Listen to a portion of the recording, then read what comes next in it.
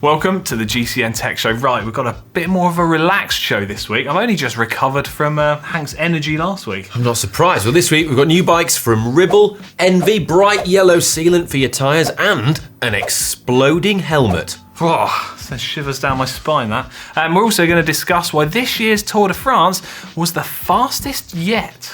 Let's do it.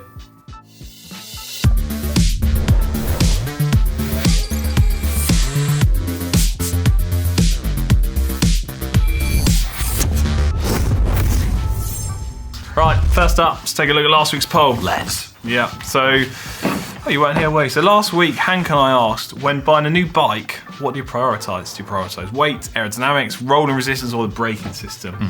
Turns out, most people, well, 42% of people, prioritise weight, then 37% of people aerodynamics, 11% the braking system. I noticed you voted at aero. Yeah, I did. Do you know Not a what? surprise, is it? Yeah, do you know what? I think, well, it's both, isn't it?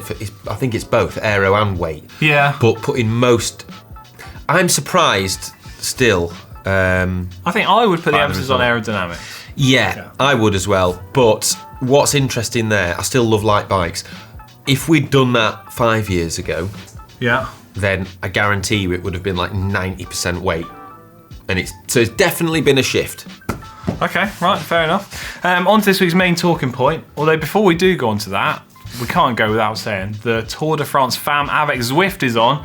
And God, the racing's been incredible so far. First few stages have been nuts. We've also got a man on over at the race doing some stuff for the live TV feed. How cool is that? It's proper good. I'm so glad that we've finally, after, ages of not having one, got a female tour happening. Yeah, it's good, isn't it? Anyhow, on to this week's main talking point, Yeah. which is why this year's Tour de France men's edition was the fastest we've ever seen. Yeah. So by that we mean it had the fastest average speed across all 21 stages. Yeah. And we've spoken before on previous videos that humans aren't evolving at that rate. Evolution takes place over millions of years. Yeah. So it's not a case of the athletes have evolved. There's Not other stronger things and happening. faster. And we believe that one of the biggest reasons as to why this year's tour was the fastest ever is down to tech. Yeah, well, there's also actually, before we dive onto our sort of list of tech compilations, what we think that is, we should probably talk about climate change, because I think that's having a bit of an impact on this year's race. Well, it is a thing. Yeah. I'm sure there'll be people raging in the comments section saying it's not. Yeah. One thing as well that contributed is that this year's Tour de France coincided with a heat wave, in which we saw record temperatures across Europe. Yeah. Some of the highest temperatures ever since records began, and there was also, very little rain. But by having hotter temperatures and a hotter average temperature throughout the entire race, it's basic physics. Hotter air is less dense, hotter air is faster air, and so it facilitates faster average speeds. Okay, yeah, I can go with that. I understand that. You also mentioned it hasn't rained much in this year's tour that's just finished, which also means the riders can descend faster. They'll be fast around all the corners. Whereas if it's a wet stage, they really back off. It's going to knock a lot off the average speed, isn't it? Yeah, that's what it's another big factor. Yeah. But speaking of cornering speeds, I think we should get onto the tech aspects. Yeah. And one of the first things is, tyre tech. So we're seeing the riders using tyres which are wider than what we've ever seen before, which is also helping to improve the grip further still. I mean, we've seen how fast they've been descending. The speed, like Pidcock and some of the riders have been going around the corners, is unreal. And these improvements in tyre tech is helping the riders ride faster for the same effort. Yeah, and I think the other thing that helps on the descents as well and helps it go faster is disc brakes. Yeah. Now, I think, there are the keyboard warriors. Yeah. I've triggered them. Yeah. They're there saying disc brakes are heavier and slower, and they are heavier. And in many cases, there is a slight aerodynamic penalty for running disc brakes, although that has sort of been offset by other developments in frame tech in many cases compared to previous generation bikes. But on balance, it would appear that they are faster and definitely helping in the descending.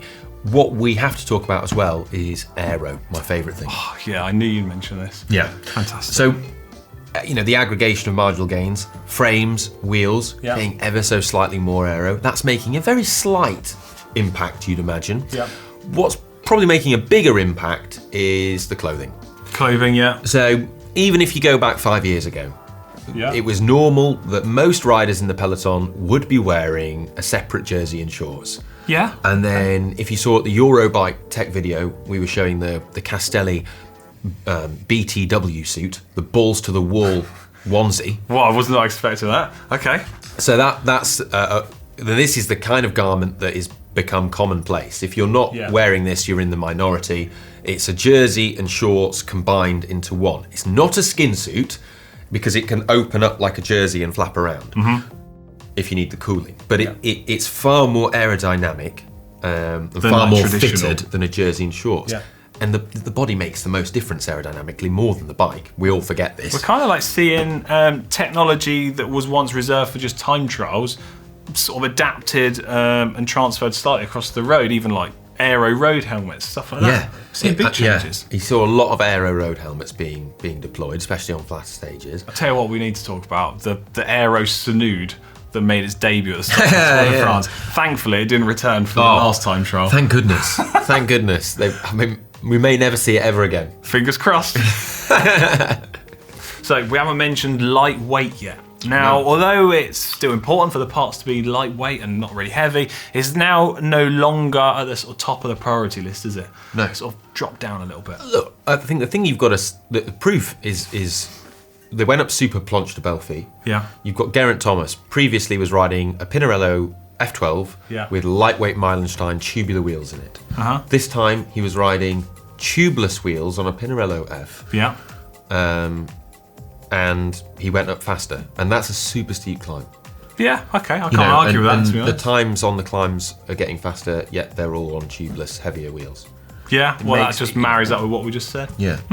Something else that I think we need to discuss, because I think people at home might be thinking it, they might be typing it in the comments already, and that is, I think people might be saying, oh, what if the riders are on drugs?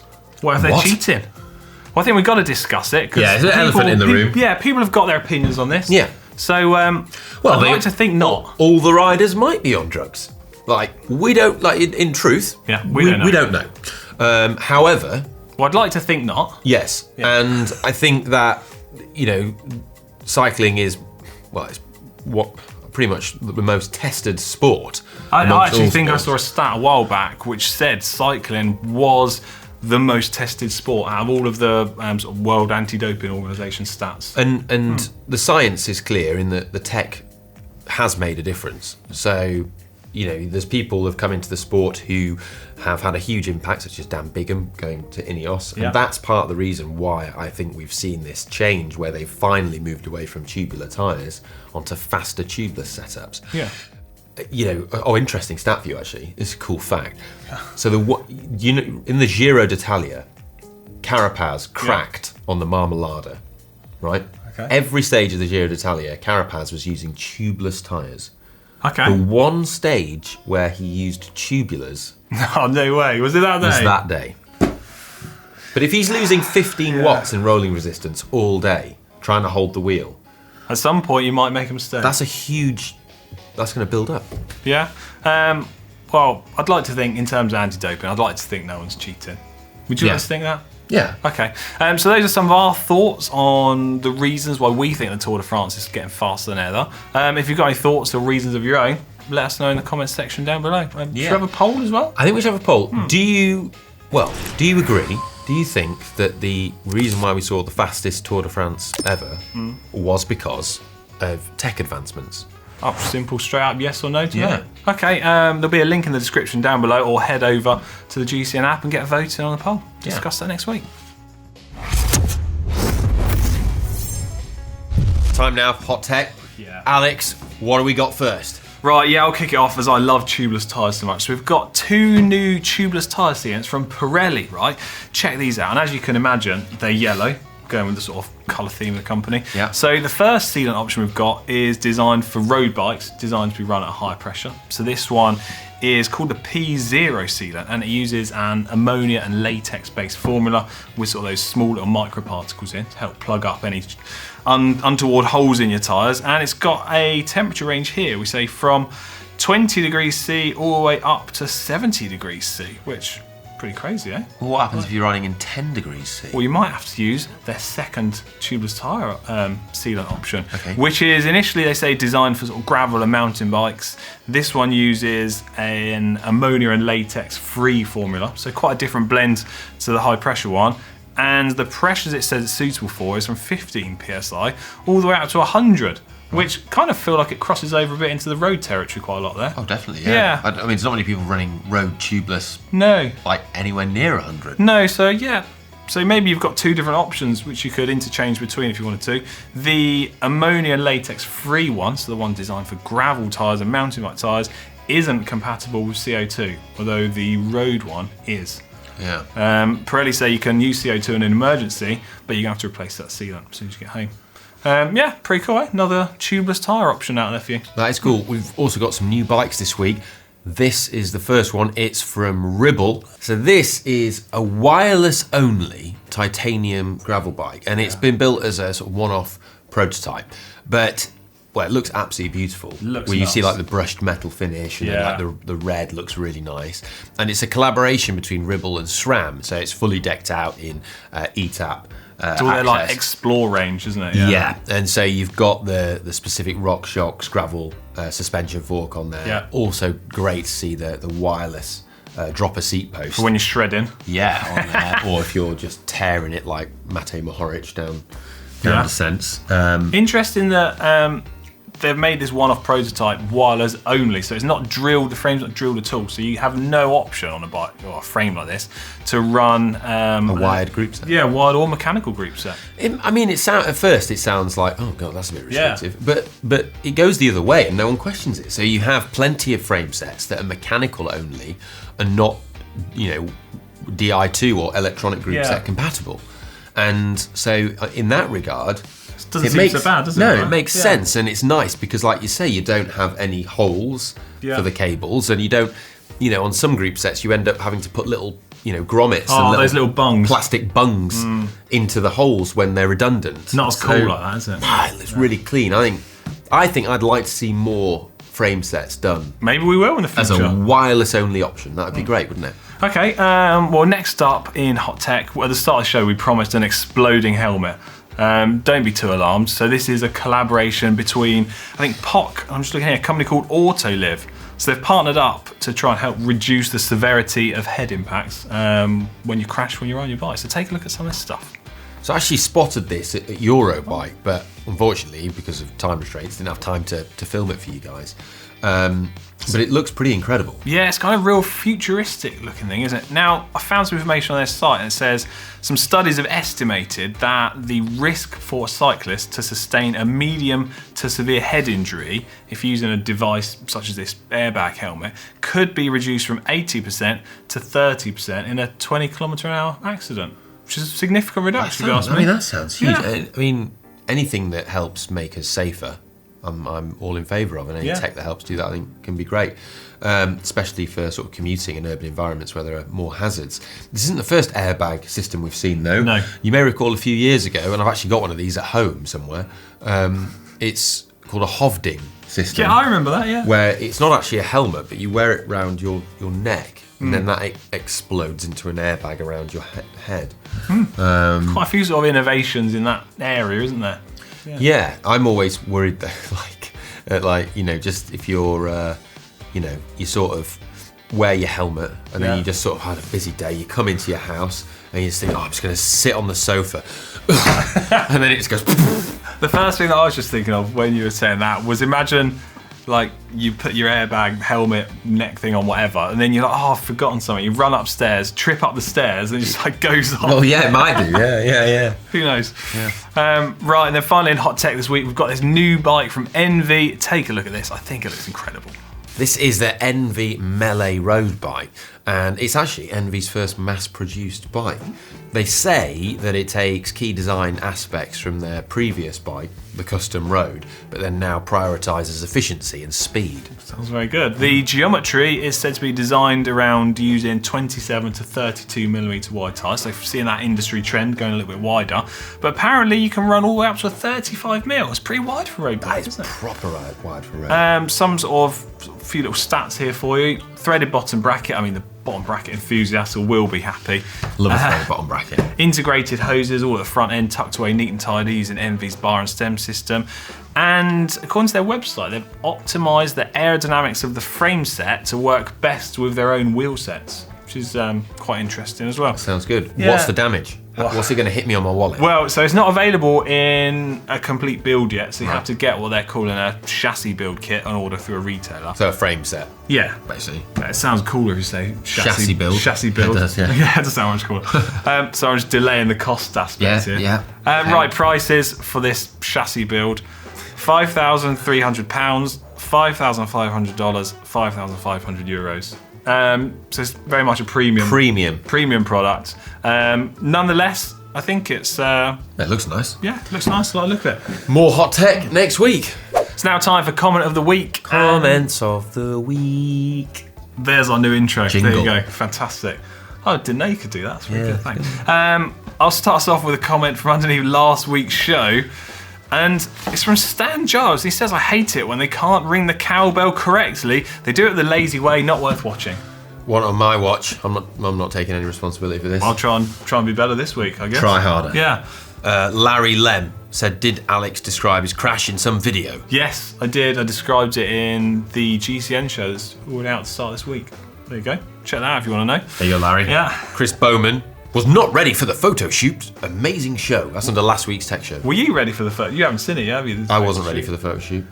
Hank loves a photo shoot. I don't think you're ever going to be ready for it. If you have a spare 5 minutes, you should check it out. And then there was quite a lot of comments last week under the video on the bike upgrade, where we've taken the £1,000 bike, we're taking Shimano Sora off it, and I'm putting Jura Ace on it. A lot of people were commenting, such as Yannick. Yes, who says, I love these upgrade videos, but I don't think many people are going to upgrade from Sora to Jura Ace. What about making an upgrade series that's more down to earth? You could have gone for the new 105 Di2 group set, which would still be a huge upgrade from Sora. And yeah, there were quite a lot of comments to that effect. People saying, why didn't you upgrade to 105? Well, there's a few reasons for that. I'm going to handle this. Oh, thanks. Reason one is the 105 Di2 is incredibly hard to come by. I think the one that we had in the first look video that sided, that was like the only one like in Europe. Yeah. So much so that was then back at Eurobike after we'd filmed with it. So we can't get hold of it. Stuff is incredibly difficult to get hold of. At the moment, yeah. That's reason one. Reason two is that we also wanted to do like the ultimate contrast of going from like the entry-level road group set right to the very best, because we want to see what is like the difference, like how much weight does it save going to the very best. Yeah, we appreciate not many people are going to do that, but that's the whole point, because it's a thing that not many people are going to do. We have the means to do it, so we'll do it. And I was actually able to get a Jura Ace Di2 12-speed group set by stealing it off Alex's bike, which he was unable to stop me from doing while he was injured and unable to ride his bike. That's a fairly justified reason. I'll give it you back eventually. Yeah, thanks. But yeah, by all means, we'd love to do a 105 upgrade in the future, and there's nothing to stop us doing that once we manage to get hold of the group set. So like and subscribe, and we'll do it. Have you got off your chest now? Yeah. Okay, it's now time. It's now time for the bike vault. It's my favourite part of the show. Yes. This is where you upload pictures. Make sure you ring the bell properly this week. Onto the GCN app. What half measures? Yeah, we either vote them to be nice or super nice. If they're super nice, I ring the bell. I'm not sure of technically the correct way for this, but I'm going to go whole hog on it. Just out of interest, what was the most super nice bike in the app last week? I don't know. I've not looked. As I went into the bike vault yesterday to get the you bike just turned that big safe door wheel unlocked thing. the safe. Yeah. I went there. Yeah, what was there? I was shocked. I feel almost like cheated. Yeah? Why? Yeah, okay. So the most super nice bike from last week is from user Oliver.Bridgewood. Oh, that's it. With what appears to be an Orbea Ordu. Oh, look at that. Oh, that's my bike. Yeah. There you go. I'm not going to discuss any of the bike. Do you want to explain any of it for the viewers, or are you just going to enjoy the picture? I think it speaks for itself. Then we can move on to next, which is this entry is from Sean One to Cycle. Yeah. And he's got an Orbea Orca. Would you look at that? Oh, I like that. Yeah. I remember when we had the orange Orbea. We had one of these ones. I think that's a really nice nice one. one. 105, 105 mechanical. Although, actually, before we give that super nice, what is going on with the seat? Quite an aggressive angle on the saddle. That can't be comfortable. No. It looks very new. Sort your saddle condition. out, resubmit. Sorry, Sean. That's just a nice. Yeah. It's a nice from us. Next up, we have got. Oh, you might have to help me out with this user. Pliguori. Thanks. It's a Cervelo S5. Oh, look at this. Ooh. Stealth. Very stealthy. Yes. Oh, I like in this. Biggie smalls. Valves are aligned. Tyres are aligned with the valves. Cranks are level. I think it's a super nice, isn't it? It'd be nice to see it outside, but I think we can go super nice. Also, is that a traditional CD player in the corner? A compact disc player? A compact disc player. Super nice anyway. Yeah. Next up, we've got Chester Medic, who has a giant MCR2. Wow, I can't say I've seen one of these. Wowzers. Yes. Wowzers indeed. That's an incredible looking machine bike thing. Have you ever seen one of these before? I've never seen one in real life. It looks incredible, although there's a lot of infractions going on, and I'm guessing they're a triathlete. It does look very much a triathlete bike. It does look like the kind of thing that triathletes dream of, and the pedals on there are Crank Brothers mountain bike pedals, and the valves aren't aligned. I think it's a nice. It's just a nice, it's just a nice. Who's next? Yoshi Motoya 120. The 120th Yoshi Motoya. Yes. With a... Ooh, what is this? I'm not familiar with this bike. Right Way Glacier. What? Well, it's very much like a sort of urban commuting town bike. It's very cool looking. I really like it. Big chunky boy tyres on it. I'm gonna go super nice. I can't fault it. Well, there's a few infractions in terms of the bike vault. Doesn't have a shadow stand. Doesn't need one. Got a kickstand. Yeah. Okay. I feel like I can't even argue with that. I think. Are we gonna super nice I think it's a super nice bike. I like the fact that we got something a bit different. It's an amazing urban utility bike. I love it. All right. Squirrely. Yeah. Is next with a Time ADHX. Whoa. Oh, no, nice. Nice backdrop. It's not fully in shot though. No. It's not even properly in the frame. And if you look, the trees look in focus, but the bike isn't properly in focus. They've used autofocus. It's not. Not. It's the new Ultegra again though. I've seen quite a few bikes with that group set. Yeah, a bit of a chimney going on. Nice. Just nice. Okay, next up is from Matt Birch with a giant TCR Advanced Pro 1 from 2019. Ooh, that is nice. Quite like the colourway on that. I love his massive, massive cassette. Yeah. Not so keen on the huge bottle. Or the saddle angle. Yes. But quite an aggressive. The wheels are aligned. Yeah. There's a bit of a chimney going on. What are you thinking? I think it's got huge potential. I think it does. But unfortunately, I don't think it's super nice worthy. No. I also don't understand why he's not gone for 2 regular-sized bottles, and rather than just one giant-sized bottle. One humongous bottle. Well, maybe he's going to do an extraordinary long ride and going to put another one of those giant bottles on. We can only guess. It's a nice from me. Sorry about that. Is this the last one this week? No, we've got one to go. Oh, it looks like we're finishing on the absolute banger. Look at this. It's from W.J. Robinson. Yeah. It's a Curve Spirit. Oh, I don't know what this is. No. I've not seen one before. I hope his wheels are okay. Hope no one knocks it over. Ooh. Is that Bristol? I don't know. That looks... If it's Bristol, let us know in the comment section. Yeah, that looks like it could be... is that the Clifton Suspension Bridge? Designed by Isambard Kingdom Brunel. I mean, if you know who designed it, I'd hope you could recognise it in a picture. It's a very nice looking bike. I really like it. However, I don't like the fact that the wheels are sunken into the gap. It's freaking me out because it looks like it's going to snap the wheels or bend them. Yeah. Is that like an expansion slot for the bridge? Get a shadow stand. Get shadow Nice. stands. Yeah, it's a nice from us. Shadow stands are available from Shop Like Global Cycling Network. That was it. That draws this week's show to an end. It's been fantastic. Hopefully we can have a slightly better level in the bike roll next week. Yeah, and sorry for my sniffle. I'm a bit bunged up. But don't worry, it's not be all COVID. So don't worry about it. You get your feet up this afternoon. Have a little rest. Right, that's it for this week's show. We'll see you same time next week. See you later.